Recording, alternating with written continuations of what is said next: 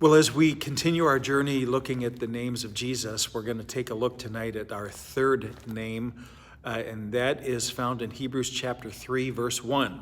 So you might want to turn to Hebrews chapter 3, verse 1, verse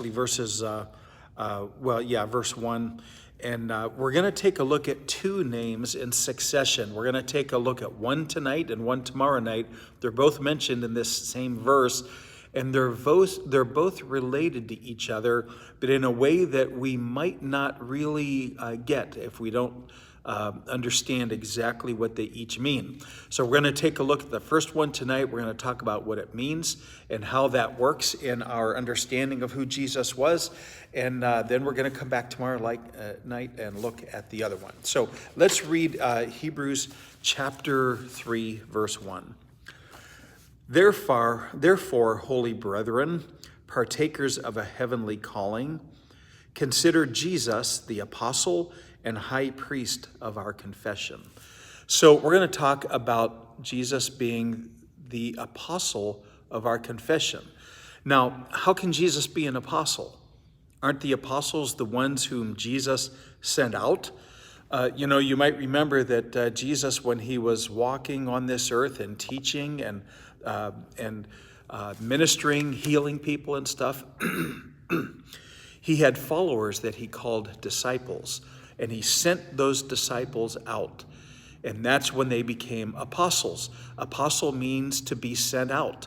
And so an apostle is one who is sent out. And Jesus had 12 apostles. Of course, Judas was one of the disciples, and he was no longer part of the band, so they replaced him with Matthias, so that there were 12 apostles. But how then is Jesus an apostle? Well, an apostle isn't just somebody sent out by Jesus for that specific task. An apostle really is somebody sent out by somebody. So the disciples were chosen by Jesus and sent out with his message, but Jesus was chosen by God and sent out with his message. So that's what we're going to look at tonight, is what exactly qualifies somebody to be an apostle. Now, there's a guy by the name of Charles Spear, and he wrote about apostleship. And to be an apostle, you have to meet three standards. And here are the three standards. One, you have to be sent by someone else. You can't send yourself out. That's not an apostle. That's somebody who just goes. Okay? Now, an apostle goes, but an apostle is sent. The apostle Paul was sent by the church in Antioch. So he was an apostle. He was also sent out by the church in Jerusalem, sent out to go minister to the Gentiles. Secondly, you have to be sent on a particular mission. Jesus sent out his disciples on a particular mission. They became the apostles, and they had a task that they went out to perform. Jesus had a task that he went to accomplish. But you also have to be sent out with the power to succeed in your mission. Okay? So, Jesus was sent by the Father. He was sent to be the Savior of the world, and he was sent with all of the prerogatives of deity to accomplish that task. He was a man, but he had the power of God at his disposal to help him in his task. And that task was to conquer sin and to conquer death, to live a perfect life, to become the unblemished, blameless Lamb of God sacrificed for the sins of the world. So that's what he did. Now, how was he sent by God? Now, we have just come through the Christmas season where we have had the opportunity to take a look at the Christmas message, which is primarily contained in the Gospel of Luke. But I want to go to the Gospel of John. And in the Gospel of John, something interesting happens. You notice that when we read Hebrews 13:1, there were two names there, the apostle and high priest of our confession. So those two names are related. An apostle is one who goes out from somebody. A high priest is somebody who comes to God. So God sends out Jesus, but Jesus also comes to God on our behalf. He's sent out on behalf of God to reach mankind, but he comes to God on behalf of man for the forgiveness of sins. Hebrews calls him the mediator, the one who goes between man and God. I have said this before, that in the economy of ancient Israel, there were three offices: the priest, the prophet, and the king. And what's the difference between a priest and a prophet? The priest stands with his back to the people and faces God on their behalf.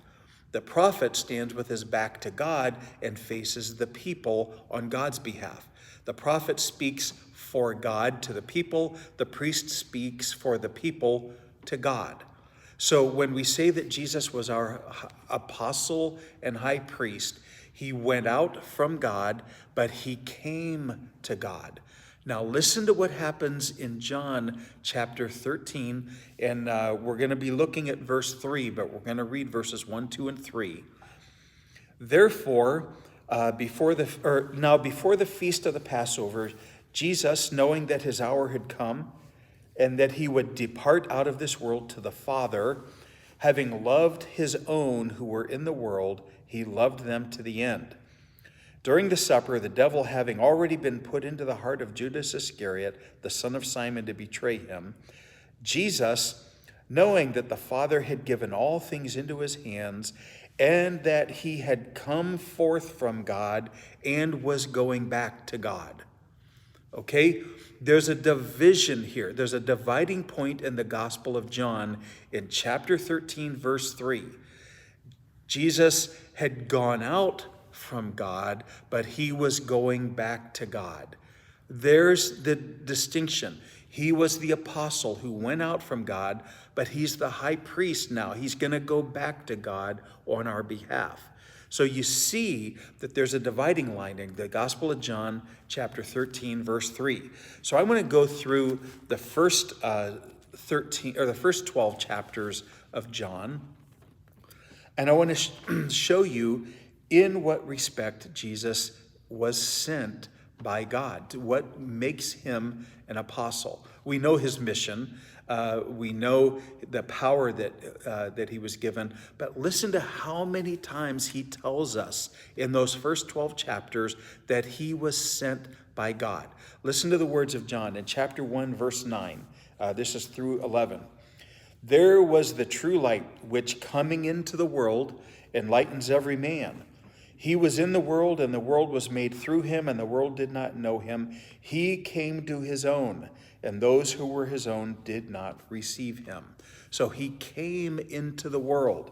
Now, in chapter 1, verse 15, John the Baptist, John testified about him and cried out, saying, This was he of whom I said, He who comes after me has a higher rank than I, for he existed before me. So John the Baptist identifies Jesus as one who is coming. All right? Now, in chapter 1, verse 30, it's John the Baptist again. This is he on behalf of whom I said, After me comes a man who has a higher rank than me, for he existed before me. Now, Jesus was born 6 months after John the Baptist. But John the Baptist is saying Jesus existed before me. So that's an important thing to see. But what we're really looking at here is that he comes into the world. That's what John the Baptist says. And then in verse 43, the next day he purposed to go into Galilee. And we're going to see this throughout the first 12 chapters, Jesus going out. He not only came from the Father, but he went out into the world, into Galilee, into Samaria, into Capernaum. All right, chapter 2, verse 12. This is after the wedding in Cana.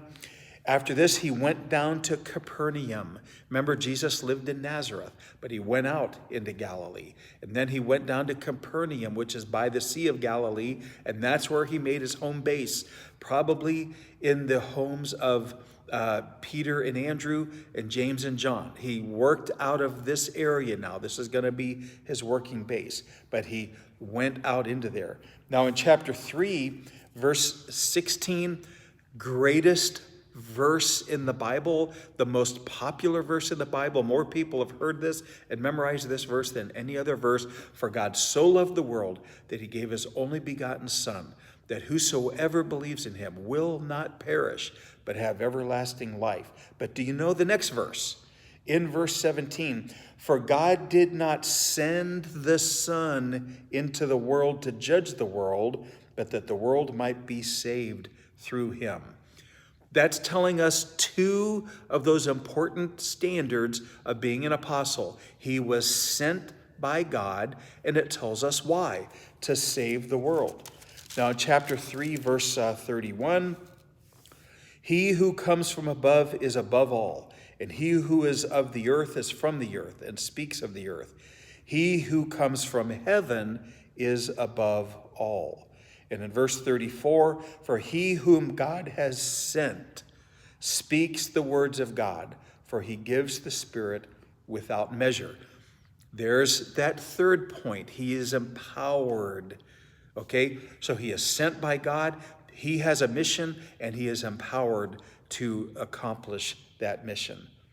Now in chapter 4, verse 5, so he came to a city of Samaria. So he goes into Samaria now, and he's going out into Samaria.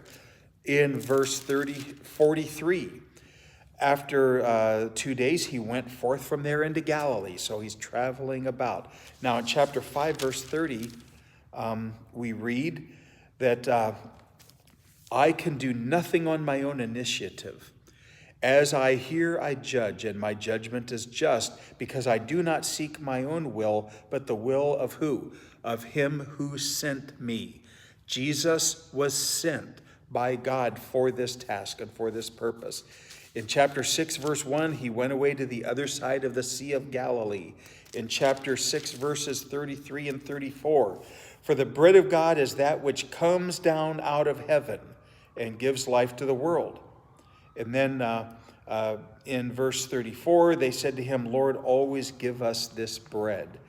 And then in verse 38, for I have come down from heaven, not to do my own will, but the will of him who sent me.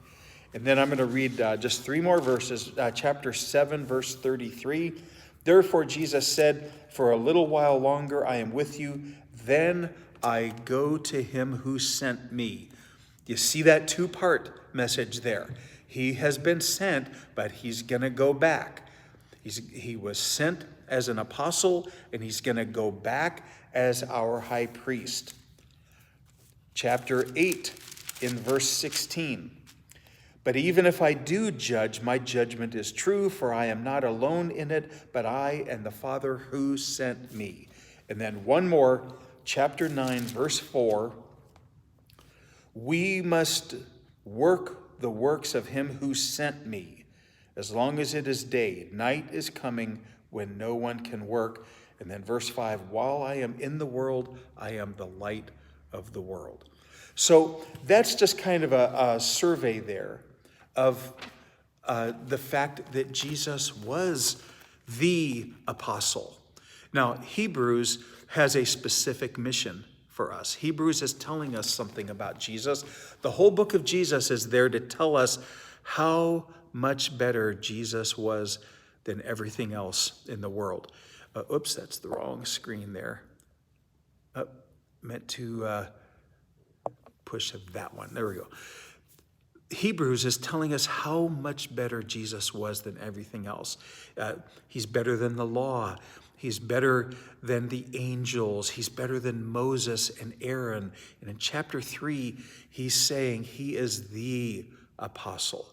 Now, Moses was an apostle in many ways, but the apostles themselves were not as great as Jesus, the apostle. And tomorrow night, we're going to see that Jesus was the great high priest, and he was greater than any high priest after the order of Melchizedek, the writer of Hebrews tells us. So we're going to take a look at that tomorrow. So that's it for tonight, everybody. God bless each and every one of you. We thank you for being here on Digging Deeper Daily, and we'll come back tomorrow night for a better look at Jesus, the great high priest. God bless everybody, and good night.